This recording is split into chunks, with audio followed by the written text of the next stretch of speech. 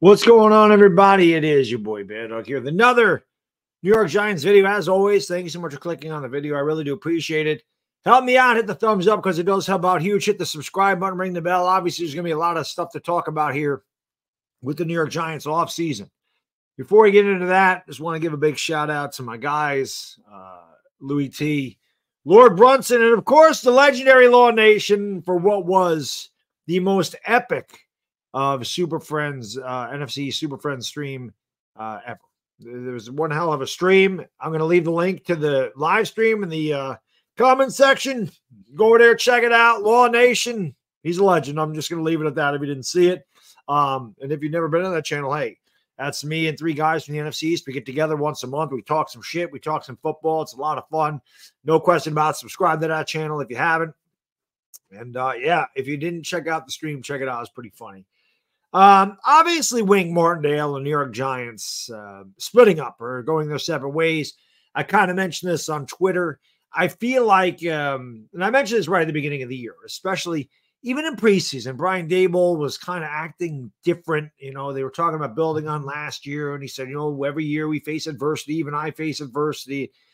And it seemed like something was amiss right from the beginning of the season. Something was wrong. It felt like something was wrong. And perhaps it was the tension between Daboll and Wink Martindale. Perhaps that, you know, the players in the locker room feel that. Obviously, defensive players, you know, they believe in their defensive coordinator. And when you start to mix it up with the head coach, it doesn't necessarily work out that way. And players are going to choose sides. And maybe they're a little bit distracted when you're not all on the same page. You can definitely play against the team. I thought maybe it was Saquon Barkley's contract. I remember mentioning that. Do you think it's a possibility that because Daniel Jones got paid and Dexter Lawrence got paid and Andrew Thomas got paid and Saquon didn't, do you think maybe some players felt a certain way about that? And all along, perhaps it's this thing with Wink Martindale and Brian Daboll. Listen, I still believe in Brian Daboll. I felt like Daboll had a very rough season, without question. I feel like he kind of regressed as a head coach, but he's just in his second season. I saw what he did his first season, so I believe in him. I believe that Brian Daboll is the correct man for the job. Wink Martindale's defense led the league, or tied the league lead in turnovers forced with 31, most of them coming the last 10 weeks of the season where the defense is playing really good. They gave him a lot of yards, but they did force a lot of turnovers. Me, it was kind of indifferent. If they fired Wink Martindale, I'm not going to cry about it. And if he stayed, I wasn't going to cry about it either. But obviously, this did not work between these two guys for whatever reason.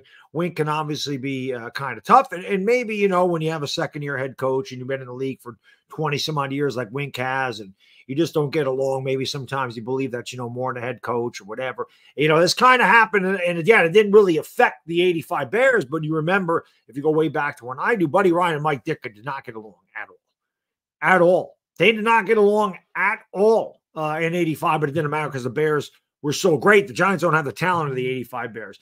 So, you know, Wink Martindale resigns. He's not fired. I saw Philly 500 make a video talking about we need Wink Martindale. Well, unless the Giants actually give Wink Martindale permission to go to another team, he can't. He's under contract. He resigned. He was not fired. Perhaps that's what he's trying to do. Perhaps he's trying to get fired to get out of the contract. I'd hate him to go to the NFC East. Obviously, I wouldn't like that at all. He would come in there with some revenge motives, and you don't ever want your guys coming in with revenge. But again, I think there's just a lot of moves, and there's a lot of things that perhaps will uncover as the offseason goes along without question. Again, I'm not upset about this. I just didn't see that this was the main issue. Of course, you know, Jay Glazer came out with that report, and then they, you know, kind of covered it up when, you know, Daboll gave Wink the game ball, and they all kind of said the right things. You know, Wink Martindale was saying, hey, you know, we had these problems last year, but we're 8-4. We didn't talk about it. We're 4-8. So these questions are going to come up and everything else.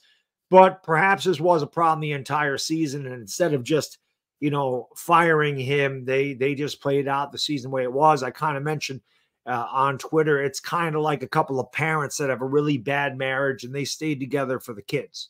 And at that point, The mom's not happy. The dad's not happy. The kids ain't happy. So it's just best for everybody to part ways. And I feel like this is best for Wink Martindale and the New York Giants and the players going forward. So we'll see. That leaves the defensive coordinator position open. I'm not going to get into Antonio Pierce too much here. He is just a name that's come up. Obviously a great Giant, without question. A very popular player here with the New York Giants. I don't know much about him as a defense coordinator. He's never been a defense coordinator. He was the interim head coach for the Oakland Raiders. And the Oakland Raiders, listen to me, the Vegas Raiders. And when he took over at the end of October, the Raiders are the best defense in the league from that point forward. And that was included a couple of games against Kansas City and a game against Miami. Kansas City's offense, it really isn't as good as it has been. If you watch the game where the Raiders and Chiefs played that last game, they beat the holy hell out of Pat Mahomes. I do think Antonio Pierce will get interviewed. Is he the best man for the job? Who knows? The name of Leslie Frazier's come up. He worked with Daboll in Buffalo. There's a lot of guys that have come up, and I do think the Giants will do their due diligence. And at the end of the day, I do believe Brian Daboll and Joe Schoen will make the decision. Obviously, the popular vote would be to go to Antonio Pierce, but he might not be the best guy for the job. The Giants definitely need the best guy for the job. They need a guy that's going to come in here, and they need a guy that's going to be on the same page with the head coach, whether he disagrees with him or agrees with him. Again, I don't know how much of that was public. I don't know how much of the locker room saw that. I don't know how much of it was behind closed doors. Who knows? Only they know. So, Giants got to get this together, but there is going to be a lot of stuff to talk about this offseason, and I look forward to talking about it with all of you guys and girls. Now the regular season's over, I'll have time to do more live streams and stuff where we can just talk about Giants football and whatever. Anyway, just a quick video today. I hope you all enjoy the rest of your hump day, and I will see you next time. It is the Bad Diggity Dizzle, and I am out. Peace.